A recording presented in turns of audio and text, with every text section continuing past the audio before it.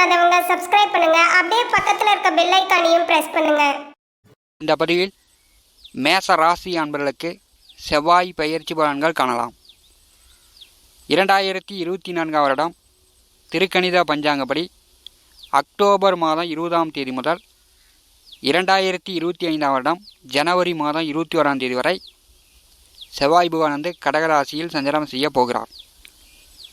தமிழ் வருடப்படி குரோதி வருஷம் ஐப்பசி மாதம் 3ஆம் தேதி முதல் தை மாதம் 8ஆம் தேதி வரை, அதாவது பார்த்திங்கன்னா ஏறத்தாழ ஒரு 94 நாட்களுக்கு கடகராசியில் செவ்வாய் பகவான் பலம் இழந்து நேச நிலையில் சஞ்சாரம் செய்வார். ஐப்பசி மாதம் 16ஆம் தேதி புனர்பூச நட்சத்திரத்தில், அதன் பிறகு பூச நட்சத்திரம் 1, 2, 3 பாதத்தில், கார்த்திகை மாதம் 27ஆம் தேதி வக்கரகதியில், மீண்டும் பின்னோக்கிய பயணத்தில் பூச நட்சத்திரம் 3ஆம் பாதத்திலிருந்து புனர்பூச நட்சத்திரம் 1ஆம் பாதம் வரை பின்னோக்கி வருகிறார். செவ்வாய் பெயர்ச்சியின் மூலம் மேச ராசி அன்பர்களுக்கு எந்த மாதிரியான பலாபலன்கள் நடக்கும் என்பதை இந்த பதிவில் காணலாம். மேச ராசியில் கேது பகவானுடைய அசுவினி நட்சத்திரம் 1, 2, 3, 4 பாதமோ, சுக்கிர பகவானுடைய பரணி நட்சத்திரம் 1, 2, 3, 4 பாதமோ, சூரிய பகவானுடைய கிருத்திகை நட்சத்திரம் 1ஆம் பாதமோ, 3 நட்சத்திரங்களின் 9 பாதங்கள் காலபுருஷனுக்கு முதல் வீட்டில் அமர்ந்திருக்கிறது. மேச ராசியின் குறியீடு ஆட்டுக்கெடா. பார்க்கறதுக்கு ஆட்டுக்கெடா பொசுக்குன்னு நின்றுக்கிட்டு இருக்கும். பின்னாடி போய் ஆக்ரோஷமாக முட்டிச்சுன்னா மனுஷனுக்கு கால் எலும்பு உடஞ்சி போயிடும். மேச ராசியின் அதிபதி செவ்வாய். இந்த ராசியில் பிறந்தவர்கள் பார்ப்பதற்கு பொசுக்குன்னு இருந்தாலும் இவர்களுக்கு கோபங்கள் அதிகமாக வரும். மேச ராசிக்கு 4ஆம் வீடு சுகஸ்தானம். கடகராசி காலபுருஷனுக்கு 4ஆவது வீடு. வீடு, மனை, சொத்து, தாயார், மன எண்ணங்களை குறிக்கும் இடம். மேச ராசிக்கு மட்டும்தான் 4ஆம் வீடு காலபுருஷனுக்கு 4ஆம் இடமாக வருகிறது. மேச ராசிக்கு அஷ்டமாதிபதி செவ்வாய் ராசிக்கும் அஷ்டமத்திற்கும் அதிபதியானவர் கடகராசியில் நேசம் அடைவார். சுகம் கிடைப்பதை விட மேச ராசி அன்பர்களுக்கு சுக வேதனையே அதிகம் கிடைக்கும். சளி, இருமல், உடல் உபாதைகள் அதிகமாக இருக்கும். மேச ராசிக்காரர்களுக்கு நிலபுல அசையா சொத்துக்கள் உண்டு. ஆடு, மாடு, கால்நடை, சுக பால் பாக்கியங்கள் உண்டு. சொத்துக்களில் தொந்தரவுகள், வில்லங்கங்கள் உண்டு.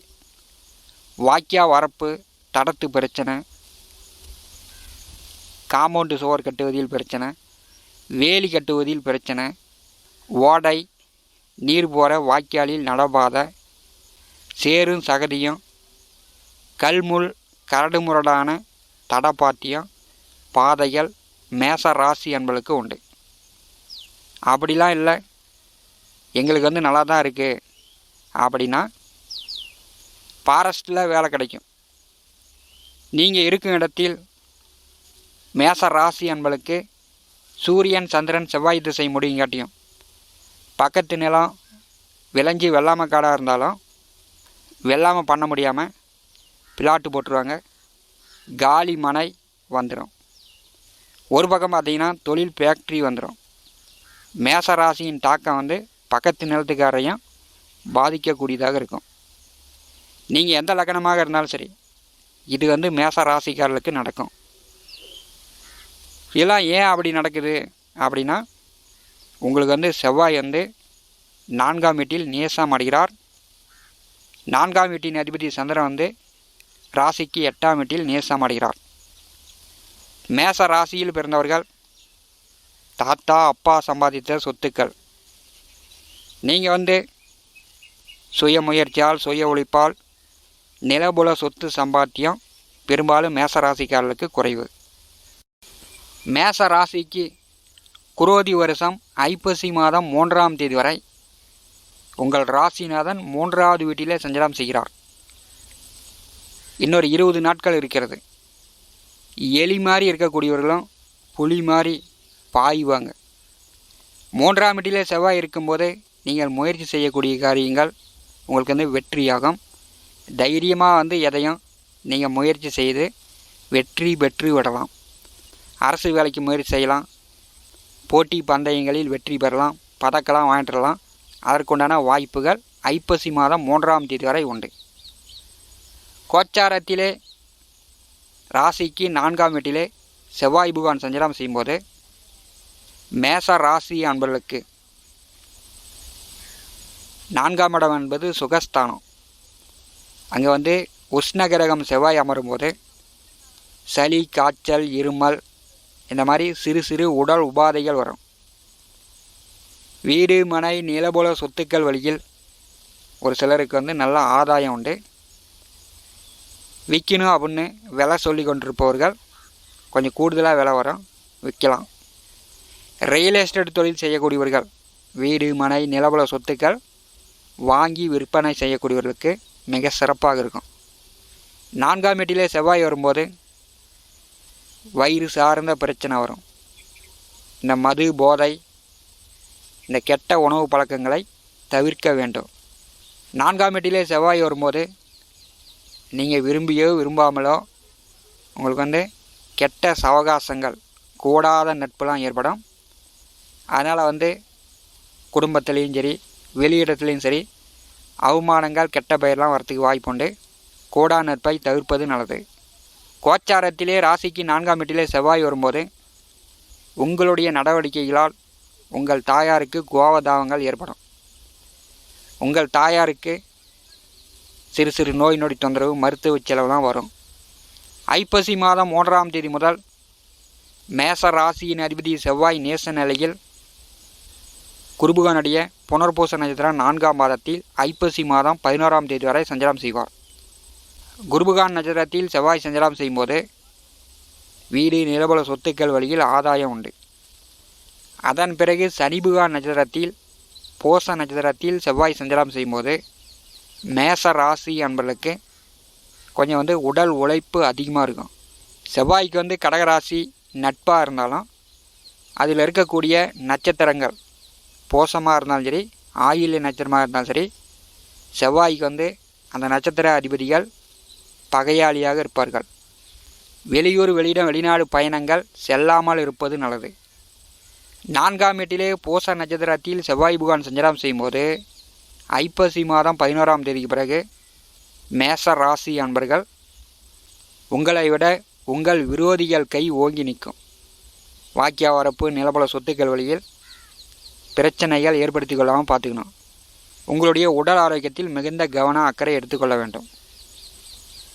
4ஆம் வீட்டிலே செவ்வாய் அமர்ந்து 3 பார்வைகளால் 3 வீடுகளை பார்வை செய்வார். செவ்வாய் பகவானுடைய 4ஆம் பார்வை 7ஆம் இடமான கலத்திரஸ்தானத்தின் மேல் விழும். அப்போ நண்பர்கள் வட்டம் பெருகுவார்கள். கணவன் மனைவிக்குள் பிரச்சனை, கருத்து வேறுபாடு வரும். நீங்கள் வாழ்க்கை துணை பேச்சை கேட்காம நண்பர்கள் பேச்சை கேட்டு செயல்படுவீங்க. இதை தவிர்க்க வேண்டும். செவ்வாயினுடைய 4ஆம் பார்வை 7ஆம் வீட்டின் மேல் விழும்போது கூடா நட்பு கேடாய் முடியும். மேசராசி என்பவர்கள் கவனமாக செயல்பட வேண்டும். செவ்வாய் பகவானுடைய நேர் 7ஆம் பார்வை தொழில், ஜீவன, கர்மஸ்தானத்தின் மேல் விழும். தொழில்ஸ்தானத்தின் மேல் செவ்வாய் பார்வை விழும்போது உங்கள் வேலை, உங்கள் தொழில் கொஞ்சம் ஓவர் டியூட்டி பார்க்குற மாதிரி, கொஞ்சம் கூடுதலாக உடல் உழைப்பு அதிகரிக்கும்.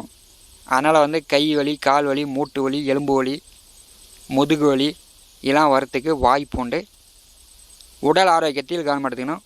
ஓவர் டியூட்டியை தவிர்ப்பது நல்லது. உங்களுக்கு உண்டான வேலையை மட்டும் மேசராசிக்காரர்கள் பார்க்க வேண்டும். செவ்வாய் பகவானுடைய 8ஆம் பார்வை சனி பகவான் மேல் விழுகிறது. கடந்த 2023ஆம் வருடம் ஏப்ரல், மே மாதத்தில் ரயில் விபத்து ஏற்பட்டது. கடகராசி பூச நட்சத்திரத்தில் செவ்வாய் வரும்போது அவருடைய 8ஆம் பார்வை சனி பகவான் மேல் விழுந்தது. அப்போ ரயில் விபத்து ஏற்பட்டு எவ்வளவோ பேர் இறந்து விட்டார்கள்.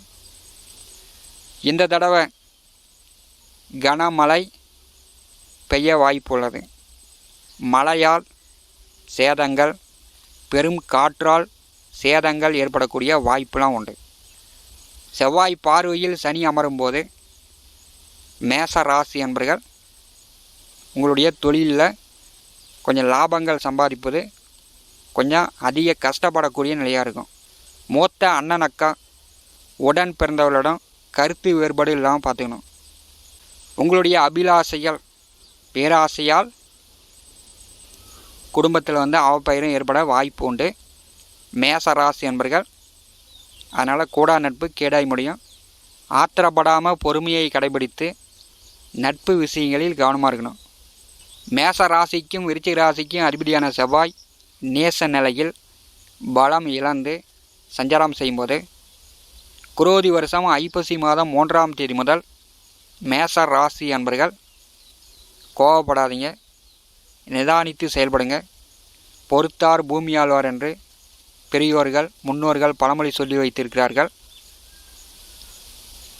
கோபப்பட்டீங்கன்னா வரவேண்டிய நற்பலன்கள் குறையும். கோபப்படாமல் அனுசரித்து நிதானித்து சென்றால் கெடுபலன்கள் கூட உங்களுக்கு நற்பலன்களாக மாறி வரும். மேசராசி என்பர்கள் உங்கள் மன எண்ணங்கள் நிதானமாக செயல்படணும். மேலும் தகவலுக்கு எங்கள் சேனலை மறக்காமல் சப்ஸ்கிரைப் பண்ணுங்கள். நன்றி.